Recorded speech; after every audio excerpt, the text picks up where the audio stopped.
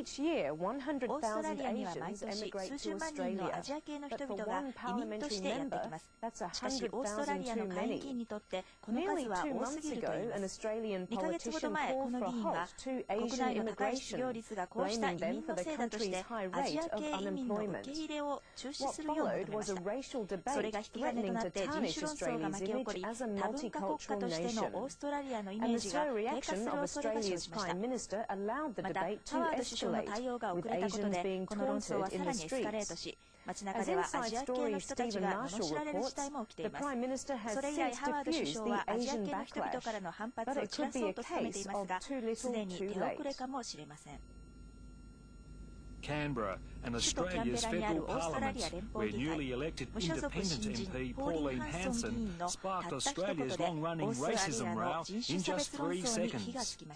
オーストラリアはアジア系移民に飲み込まれる危機にあります。ミッショ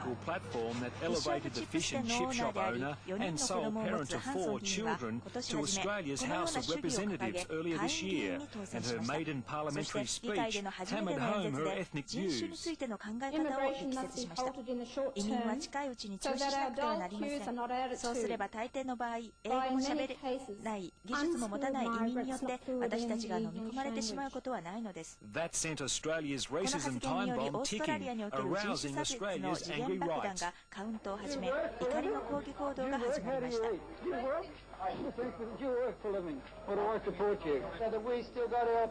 私たちにも意見があります。意見を述べるチャンスがあります。この問題はこのまま放っておけば手に負えなくなります。私たちはそれを解決しようとしているんです。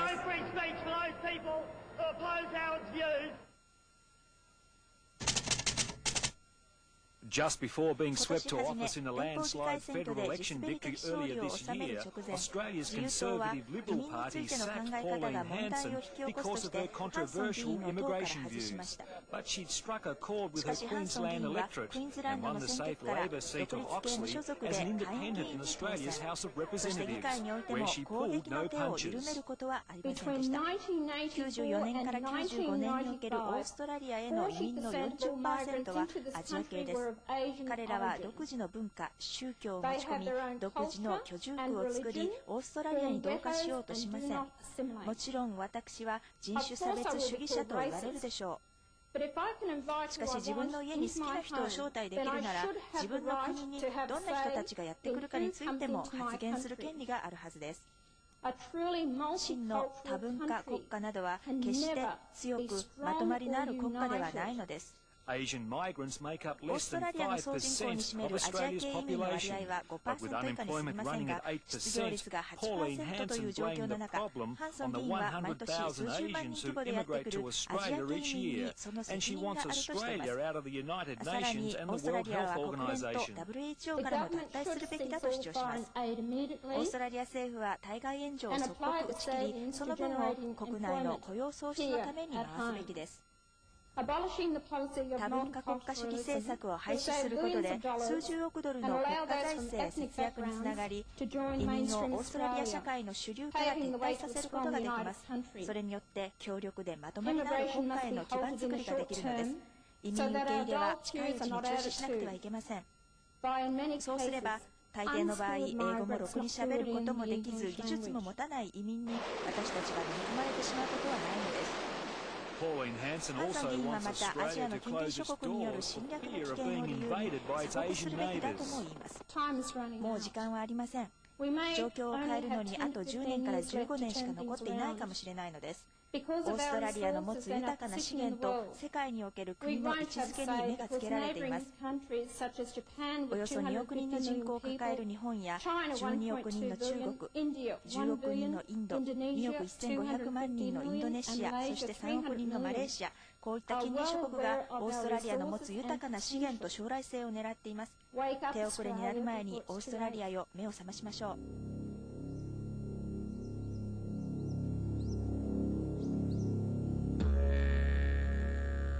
But Pauline Hanson's ethnic concerns are not simply with outsiders. She's also targeting Australia's Aborigines. アボリジニにも向けられています。今の政府は機械土地、金、施設をアボリジニだけに与え、オーストラリアの分断を促しているのです。大勢のオーストラリア国民同様、私はこの政府が推進し、税金で賄われている不平等にうんざりです。アボリジニこそオーストラリアで最も不遇の人々だという過程などいい加減にしてほしいと思います。アボリジニの大多数はこうした援助を望んでいません。福祉が自分たちの首を絞めることになることが分かっているからです。発言は新聞に大きく取り上げられ、いくつかの州では強い支持を得ました。世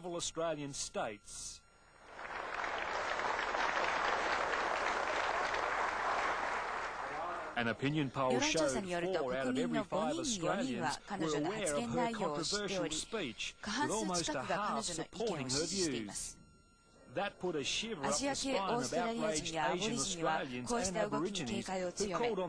相に彼女の発言を非難するよう求めました。醜い人種問題の様相を呈してきたにもかかわらず、首相はこの要請を受け入れず、発言の1ヶ月後、逆にハンソン議員の発言の自由を擁護しました。現状での多数意見に反対したからといって、心の狭い人種差別主義者だと決めつけるわけにはいかないのです。というハード首相の発言は、火に油を注ぐ形となり、議論は過熱しました。アジア系市民やアボリジニが街中で露骨な扱いを受けます。アジア系移民に反対する人々は、ハンソン議員の支流馬に乗り規制を上げます。南オーストラリア州のある市長は、異人種間の結婚により生まれた子供を雑種と呼ぶ始末です。雑種と呼ばれるのが気に食わなくたって、辞書にもちゃんとそう定義されているんです。とポートリンカン市長です。オーストラリアは世界各地の問題地域からの移民を受け入れてきた長い歴史があります。アフリカ、中東、東南アジア。し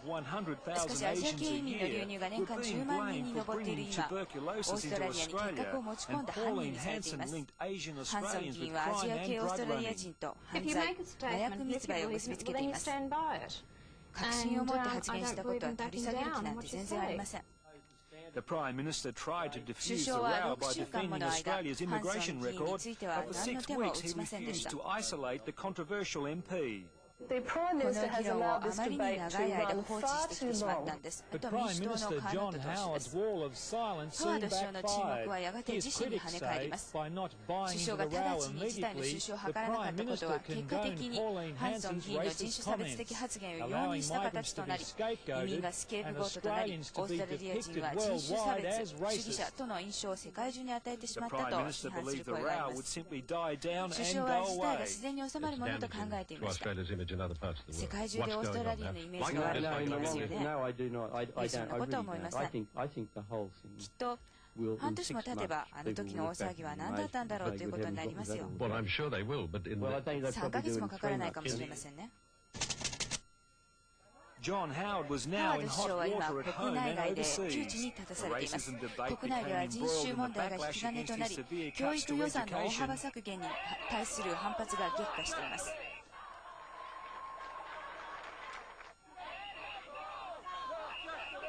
先日、オーストラリアを訪れたダライ・ラマ氏と会談し、中国政府の反感を買う一方で、この同じ時期、オーストラリアを訪れていた香港のチャン行政長官とは多忙を理由に会いませんでした。アジアのマスコミ各紙は、ハワード首相にはリーダーシップが欠如していると攻撃しています。ア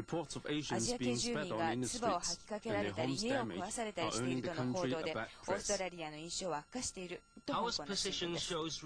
ハワード首相の態度はリーダーシップの対抗を示しており、これまでにも彼は人種を政治の道具として利用してきたとバンコクの新聞、そして経済的にも戦略的にもまずい外国だとシンガポールの新聞は述べています。